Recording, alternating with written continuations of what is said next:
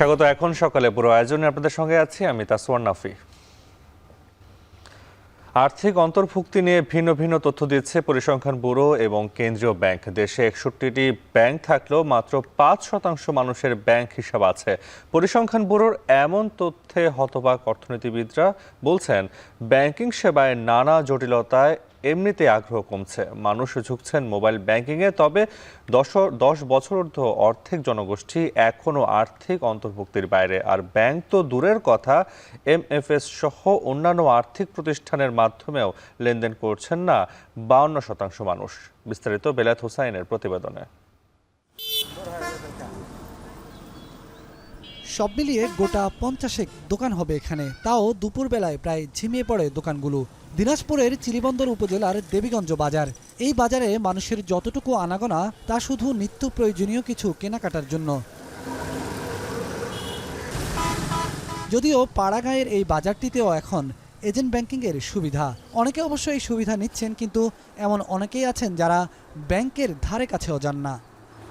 আমি এখানে যে জব করি, এখানে ক্যাশে বেতন পাই, ক্যাশে আমার চলে, এই জন্য ব্যাঙ্ক অ্যাকাউন্ট করি নাই, ব্যাঙ্ক অ্যাকাউন্টের প্রয়োজন নাই। রাজধানীর রিকশা চালকদের ভিড়ে এই যেমন রুকন মিয়া। রিকশার প্যাডেল চাপিয়ে তিনি যতটুকু রোজগার করেন তা দিয়ে প্রতিদিনকার প্রয়োজন মেটান। ব্যাংকে যাওয়ার খুব একটা দরকার হয় না এই রুকন মিয়ারও। 200 টাকা কামা করি, এটা খাটে জায়গা, আর ব্যাঙ্ক থুমু করাই, ব্যাংকের কোনো নাই, কোনো প্রয়োজন নাই। রুকন মিয়ার চেয়ে ঝালমুড়ি বিক্রেতা সাহেব আলীর আয় রোজগার অনেকটা বেশি। অকপটেই বললেন, ঝালমুড়ি বিক্রি করে প্রতিদিন 1500 থেকে 2000 টাকার মতো আয় করেন তিনি। কিন্তু এই সাহেব আলীও সরকারের আর্থিক অন্তর্ভুক্তির বাইরে। ব্যাংকে হিসেব খোলার কোনো প্রয়োজনীয়তাই বোধ করেন না তিনি।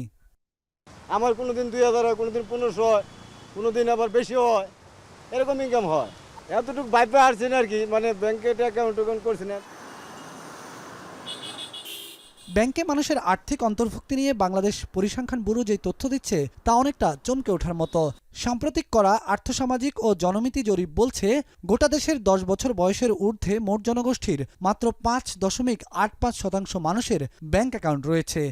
এর বাইরে মোবাইল ব্যাংকিং সহ অন্যান্য আর্থিক প্রতিষ্ঠান মিলিয়ে সারা দেশের 47% মানুষ আর্থিক অন্তর্ভুক্তির আওতায়, অর্থাৎ 52%-এর বেশি মানুষ এখনও আর্থিক অন্তর্ভুক্তির বাইরে, যারা শুধু ব্যাংকই নয়, মোবাইল ব্যাংকিং কিংবা অন্য কোনো মাধ্যমেও লেনদেন করেন না।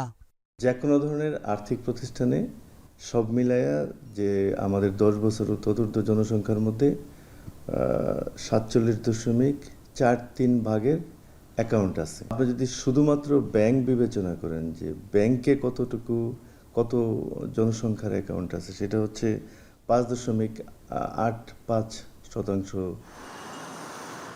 সবশেষ অনুমোদন পাওয়া বেশ কয়েকটি নতুন ব্যাংক সহ দেশে বর্তমানে ব্যাংক সংখ্যা 61টি। 64 জেলায় সব মিলিয়ে 11,000 শাখা রয়েছে ব্যাংকগুলোর। সেখানে ব্যাংক অ্যাকাউন্ট রয়েছে মাত্র 5% মানুষের। তাহলে এতগুলো ব্যাংকের কাজ কি? প্রশ্ন সিপিডির নির্বাহী পরিচালকের। এই যে আমাদের দেশে এতগুলি ব্যাংক হয়েছে, 60টার উপরে ব্যাংক, এবং যুক্তিটা কি দেওয়া হয়েছিল এই ব্যাংকগুলোর লাইসেন্স দেওয়ার জন্য, যে বাংলাদেশের আনাচে কানাচে যাবে, বাংলাদেশের জনগণের আয় বাড়ছে, তাদেরকে ব্যাংকিং সেবা দিতে হবে, দিলে ব্যাংকিং খাতেরও অগ্রগতি হবে এবং তাদেরও একটা আর্থিক ডিসিপ্লিনের মধ্যে আসবে, তাদের অর্থনৈতিক মানে টাকা পয়সা ম্যানেজমেন্ট করে তারা একটা ভালো অবস্থায় যেতে পারবে। কিন্তু এখন তো দেখা যাচ্ছে যে এই সমস্ত ব্যাংক দিয়ে তো আসলে মানুষকে ব্যাংকিং খাতের সেবার সুযোগটা দেওয়া যায়নি। এটা খুবই দুঃখজনক। বাংলাদেশ ব্যাংকের সাবেক এই গভর্নরের মতে 5% ব্যাংক অ্যাকাউন্ট সন্তোষজনক নয়, তবে যৌক্তিক কারণে অধিক জনগোষ্ঠীকে ব্যাংকিং সেবার আওতায় নিয়ে আসা যায় না।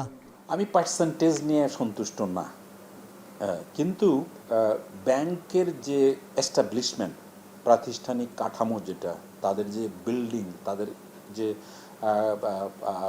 খরচ, সেটা সামাল দিতে গিয়ে সস্তায় তাদের পক্ষে ব্যাংক অ্যাকাউন্ট দেওয়া বেশ কঠিন। সেক্ষেত্রে ডিজিটাল ব্যাংকিংয়ে আশার আলো দেখছেন তিনি। কিন্তু সামগ্রিকভাবে সবাইকে ব্যাংক অ্যাকাউন্ট দিতে হলে পরে সবার সাথে ব্যবসা করতে হবে, বাণিজ্য করতে হবে। সেটা যারা করবে তারা ব্যাংকে নিশ্চয়ই যাবে, কিন্তু ব্যাংকের সাথে এখন পাশাপাশি সাবসিডিয়ারি যে ব্যাংকিং শুরু হয়েছে, ডিজিটাল ব্যাংকিং, সেটা নিয়েও তারা এগিয়ে যাবে। তবে পরিসংখ্যান ব্যুরোর এই তথ্যের সাথে মোটেও একমত নয় বাংলাদেশ ব্যাংক। তাদের তথ্য অনুযায়ী 14 কোটির বেশি অ্যাকাউন্ট রয়েছে সবগুলো ব্যাংক মিলিয়ে। আমরাও দেখেছি বিবিএস এর ইয়েটা, আপনি যেটা বললেন যে 5% পপুলেশনেরই অ্যাকাউন্ট আছে, কথাটা ঠিক না। অ্যাকাউন্ট আছে, আর্থিক অন্তর্ভুক্তির মধ্যে আছে প্রায় বিবিএস এর হিসাব অনুযায়ী 48%, কিন্তু আমাদের যেটা বিশ্বব্যাংকের একটা ফিনডেক্স ডাটা প্রকাশিত হয়, সেই ইন্ডেক্সে কিন্তু এখন আমাদের আর্থিক অন্তর্ভুক্তির রেশিও হচ্ছে 53%। আমাদের total number of accounts, bank accounts প্রায় 14 কোটি। কিন্তু প্রশ্ন হলো, এই 14 কোটির মধ্যে একজন মানুষের তো একের অধিকও ব্যাংক অ্যাকাউন্ট রয়েছে। সেক্ষেত্রে ব্যক্তি পর্যায়ে সেই হিসেব কি আছে বাংলাদেশ ব্যাংকের কাছে? টোটাল হিসাব করেন 14 + 8 22 কোটি লোকের অ্যাকাউন্ট আছে, 22 কোটি অ্যাকাউন্ট আছে। 3 যদি ভাগ দেন তাও তো 7 কোটি লোকের উপরে অ্যাকাউন্ট আছে, তার মানে আমার তো 50% উপরে হবেই। অর্থনীতিবিদদের মতে সাধারণ মানুষকে আর্থিক অন্তর্ভুক্তির আওতায় আনতে হলে প্রয়োজন ব্যাংকিং সেবার সহজলভ্যতা।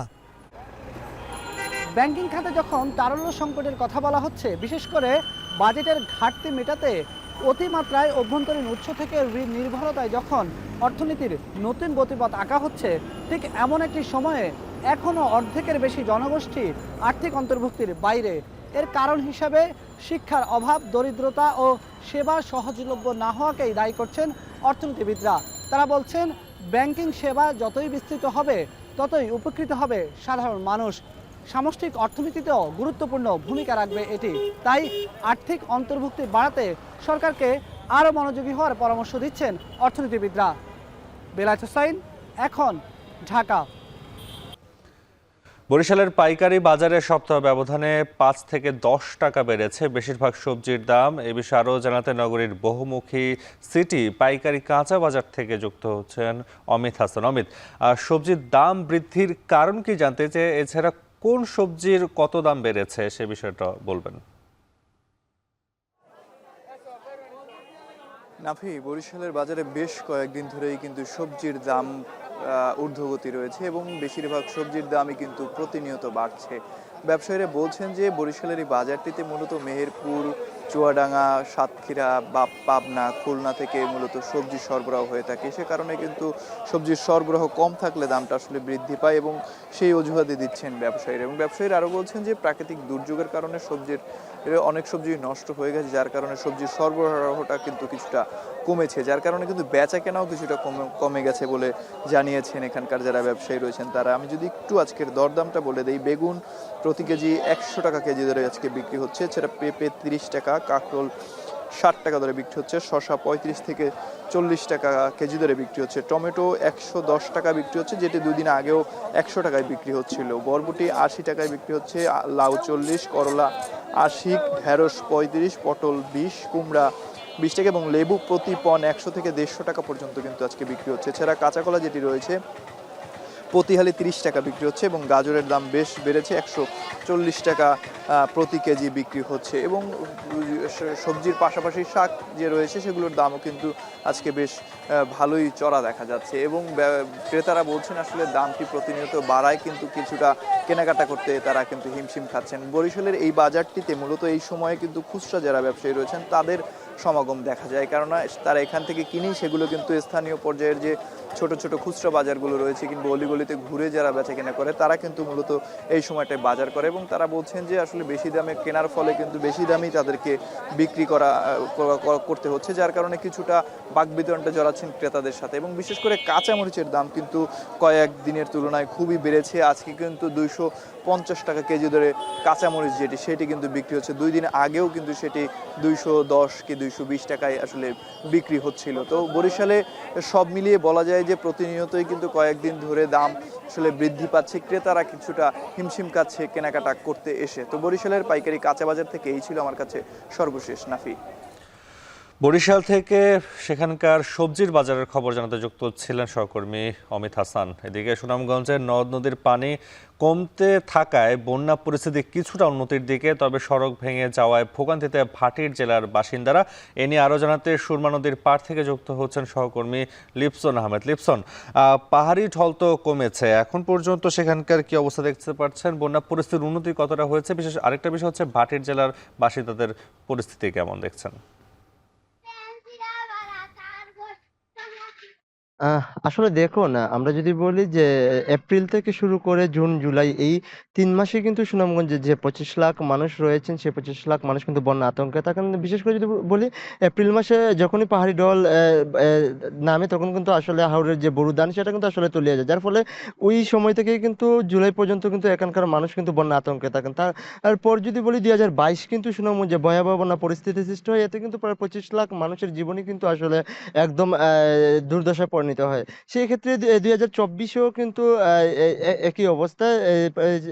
প্রায় ১০ দিনের ব্যবধানে কিন্তু ২ বার সুনামগঞ্জ বন্যা আক্রান্ত হয়েছে। যার ফলে কিন্তু পৌর শহর থেকে শুরু করে গ্রাম অঞ্চল পর্যন্ত কিন্তু এখানকার মানুষের জীবন কিন্তু এখন একদম আসলে নাজেহাল হয়ে পড়েছে। বিশেষ করে যদি বলি আমরা আজকের বন্যার যে পরিস্থিতি, আমরা যদি বলি যে কিছুটা উন্নতি হয়েছে। সুনামগঞ্জে যে নদীগুলো রয়েছে অর্থাৎ সুরমা, কুশিয়ারা, জাদুঘাটা সব কয়টি নদী কিন্তু এখন যে পানি এটি কিন্তু বিপদসীমার নিচ দিয়ে প্রবাহিত হচ্ছে। তবে বন্যা পরিস্থিতি উন্নত হলো, তার যে ক্ষতচিহ্ন এখন কিন্তু আসলে বেশি উঠছে। বিশেষ করে যদি বলি আমরা গত ৫ থেকে ৬ দিন ধরেই কিন্তু সুনামগঞ্জ জেলা শহরের সাথে কিন্তু তাইপুর উপজেলা সরাসরি সড়ক পথে যোগাযোগ বিচ্ছিন্ন ছিল। তবে আজকে সকাল থেকে সেটি সচল হয়েছে। ধরাবাজার উপজেলার সাথে লক্ষ্মীপুর, সুরমা সহ কয়েকটি ইউনিয়নের যোগাযোগ বিচ্ছিন্ন, সেটিও সচল হয়েছে। তবে এই জলের পানিতে দ্বিতীয়বারের মতো কিন্তু রাস্তাঘাটের ব্যাপক ক্ষতি হয়েছে। যার ফলে কিন্তু গ্রামীণ সড়কগুলো আসলে ভেঙে যাওয়ায় সেখানকার যে মানুষ রয়েছেন তারা কিন্তু চরম ভোগান্তির মধ্যে পড়েছেন। তারা কিন্তু ভাঙা সড়ক দিয়ে এখন চলাচল করতে হচ্ছে। পাশাপাশি প্রায় এই দ্বিতীয়বারের বন্যায় কিন্তু ২ লাখেরও বেশি মানুষ কিন্তু পানিবন্দী ছিলেন। তারা কিন্তু আসলে পানিবন্দী অবস্থা থেকে মুক্তি পেয়েছেন। সেই সাথে আরেকটি বিষয় জানিয়ে রাখি যে জেলা প্রশাসনের পক্ষ থেকে কিন্তু আমরা আগেও বলেছিলাম যে প্রথম দফা বন্যা, দ্বিতীয় দফা বন্যা যে ঘরবাড়ি যে ক্ষতিগ্রস্ত সেটা কিন্তু এখনো তারা আসলে তালিকাই করতে পারেনি। পাশাপাশি জেলা প্রশাসন যেটি বলছে যে তালিকা করে তাদেরকে সহায়তা, অর্থাৎ এই বানবাসী মানুষরা যেটি বলছেন যে প্রথম দফা বন্যা দখল, দ্বিতীয় দফা বন্যার দখল শেষে তাদের যে ঘরবাড়ির অবস্থা কিন্তু খুবই নাজুক। তারা কিন্তু ভাঙা ঘরেই কিন্তু আসলে কোনো রকম জোড়াতালি দিয়েই থাকছেন। তো বছর বছর আসলে বন্যা পরিস্থিতির সৃষ্টি হয় কিন্তু সুনামগঞ্জের মানুষের জীবন কিন্তু আসলে অতিষ্ঠ হয়ে উঠেছে। তারা যেটি বলছেন যে এই বন্যা রক্ষায় কিন্তু প্রতি বছরই কিন্তু যখনই বন্যা পরিস্থিতি সৃষ্টি হয় ঊর্ধ্বতন কর্তৃপক্ষ থেকে শুরু করে কিন্তু সবাই কিন্তু আসলে নদী খনন কিংবা অন্যান্য প্রকল্প হাতে নেয়, তবে সেটি কিন্তু আসলে বাস্তবায়ন হয় না। তবে তাদের দাবি যে দ্রুত যাতে বন্যা পরিস্থিতি মোকাবেলায় যাতে তারা উদ্যোগ গ্রহণ করেন। তো এই ছিল সুনামগঞ্জ থেকে বন্যা পরিস্থিতির সর্বশেষ। সুনামগঞ্জের বন্যা পরিস্থিতি উন্নতির দিকে, তবে বন্যার কারণে সড়ক ভেঙে যাওয়া এবং বাড়ি ঘরের ক্ষয়ক্ষতির জন্য কিছুটা ভোগান্তিতে রয়েছেন সেখানকার মানুষ। সে খবর জানাতে যুক্ত ছিলেন সহকর্মী লিপসন আহমেদ। এবার আন্তর্জাতিক। যুক্তরাজ্যে পার্লামেন্ট নির্বাচনে ভোট গ্রহণ হচ্ছে আজ। প্রায় ১.৫ মাসের নির্বাচনী প্রচারণা শেষে স্থানীয় সময় আজ সকাল ৭টা থেকে রাত ১০টা পর্যন্ত একটানা চলবে ভোট। ভঙ্গুর অর্থনীতি, জীবনযাপন ব্যয়, অভিবাসন ও গাজায় ইসরায়েলি আগ্রাসন ইস্যু প্রধান হয়ে উঠেছে দেশটির সাধারণ নির্বাচনে। স্বতন্ত্র ও ৯৫টি রাজনৈতিক দল মিলে এবার রেকর্ড সংখ্যক ৪,৫১৫ প্রার্থী। ইংল্যান্ড, স্কটল্যান্ড, ওয়েলস ও নর্দার্ন আয়ারল্যান্ডে ভোট দেবেন ৪.৫ কোটির বেশি ভোটার। সংখ্যাগরিষ্ঠতা অর্জনে ৬৫০টি সংসদীয় আসনের মধ্যে যে কোনো দল বা জোটের প্রয়োজন ৩২৬টি আসন। বিভিন্ন জরিপে এখন পর্যন্ত এগিয়ে আছে বিরোধী দল লেবার পার্টি। এদিকে দীর্ঘ ১৪ বছর পর ক্ষমতা হারানোর পথে ক্ষমতাসীন কনজারভেটিভ পার্টি।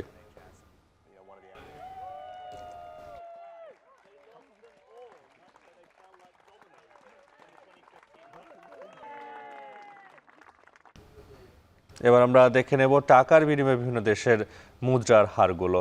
যদি দেখতে চাই, প্রথমে ইউএস ডলারের ক্রয় মূল্য রয়েছে আজকে ১১৭ টাকা এবং বিক্রয় মূল্য ১১৮ টাকা। সিঙ্গাপুর ডলারের ক্রয় মূল্য ৭৫ টাকা, বিক্রয় মূল্য ৮৮ টাকা। ব্রিটিশ পাউন্ডের ক্রয় মূল্য ১৪৪ টাকা, বিক্রয় মূল্য ১৫০ টাকা। ইউরোর ক্রয় মূল্য ১২৫ টাকা, বিক্রয় মূল্য ১৩১ টাকা। মালয়েশিয়ান রিঙ্গিতের ক্রয় মূল্য ২১ টাকা, বিক্রয় মূল্য ২৫ টাকা। সৌদি রিয়ালের ক্রয় মূল্য ২৭ টাকা, বিক্রয় মূল্য ৩১ টাকা ১০ পয়সা। কুয়েতি দিনারের ক্রয় মূল্য ৩৪০ টাকা, বিক্রয় মূল্য ৩৭০ টাকা।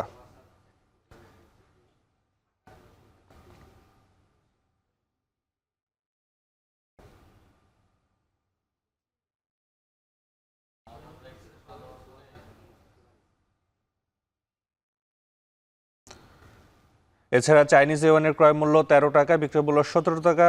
কাতার রিয়ালের ক্রয় মূল্য 26 টাকা, বিক্রয় মূল্য 32 টাকা। কানাডিয়ান ডলারের ক্রয় মূল্য আজকে রয়েছে 83 টাকা, বিক্রয় মূল্য 88 টাকা। এছাড়া অস্ট্রেলিয়ান ডলারের ক্রয় মূল্য 72 টাকা, বিক্রয় মূল্য 78 টাকা 50 পয়সা। থাই বাত ক্রয় করা যাবে 3 টাকা 10 পয়সা, বিক্রয় করতে হবে 3 টাকা 40 পয়সায়। ভারতীয় রুপির ক্রয় মূল্য 1 টাকা 32 পয়সা, বিক্রয় মূল্য 1 টাকা 45 পয়সা। আর সৌদি আর আরব আমিরাতে দিরহাম 28 টাকা, বিক্রয় মূল্য 31 টাকা 50 পয়সা। এবার আমরা দেখে নেব বিভিন্ন শোরুম অনলাইনে নানা পণ্যের ছাড়ের খবর। প্রথমে যদি দেখতে চাই আমরা ওয়াকার ফুটওয়্যারে নির্ধারিত কিছু ফুটওয়্যারে রয়েছে 20% ছাড়, ক্যাটসের নির্ধারিত পোশাকে রয়েছে 10 থেকে 40% ছাড়, ইনফিনিটি মেগা মলে নির্ধারিত পোশাকে রয়েছে 20 থেকে 60% পর্যন্ত ছাড়, জেন্টাল পার্কে নির্ধারিত পোশাকে রয়েছে 30 থেকে 70% ছাড়, সারা লাইফস্টাইলে নির্ধারিত পোশাকে রয়েছে 30 থেকে 70% ছাড়। এছাড়া পার্টেক্সের নির্ধারিত ফার্নিচারে রয়েছে 12% ছাড়, হাতিমে নির্ধারিত ফার্নিচারে রয়েছে 15 থেকে 20% ছাড়, ট্রান্সকম ডিজিটালের নির্ধারিত ইলেকট্রনিক্স পণ্যে রয়েছে 3 থেকে 23% ছাড়, দারাজ.কমে নির্ধারিত পণ্যে রয়েছে দেখতে পাচ্ছি 15 থেকে 75% ছাড়। এছাড়া মোনাক.কমের নির্ধারিত পণ্যে রয়েছে 4 থেকে 50% পর্যন্ত ছাড়।